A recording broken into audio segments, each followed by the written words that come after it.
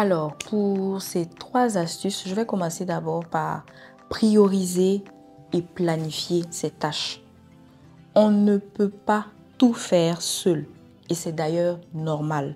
Donc, il faut prendre l'habitude de planifier nos tâches à l'avance et de différencier surtout ce qui est important de ce qui est urgent. On a d'ailleurs, avec l'évolution des réseaux sociaux, des applications que nous avons, en gros du digital, il y a tellement d'applications qui nous permettent de prioriser ou en tout cas de planifier efficacement notre journée.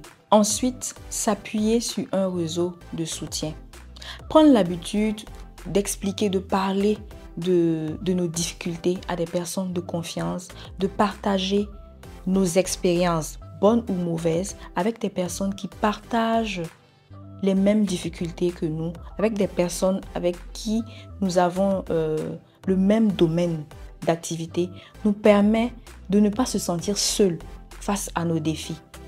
Aujourd'hui au Burkina Faso, même si c'est de façon informelle, ces réseaux de soutien-là existent. Donc, appartenir à ces réseaux est une action que j'encourage énormément.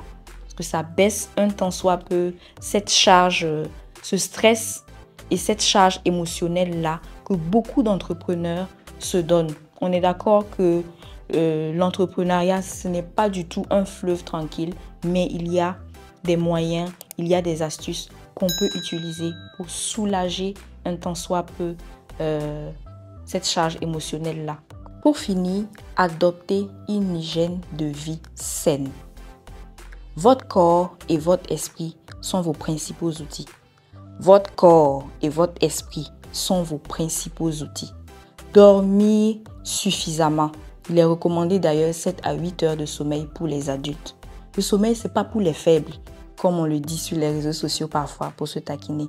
Ce n'est absolument pas pour les faibles, mais ça vous permet de garder en fait cette productivité-là tout au long de votre journée. Manger équilibré et sainement, ce n'est pas un luxe, non. On a plutôt besoin de discipline et de connaissances autour des aliments qui sont nécessaires pour notre corps. Donc, il faut se documenter. C'est important.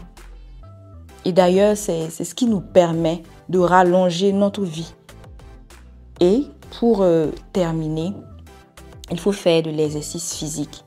J'avoue que ces dernières années, il y a une nette amélioration.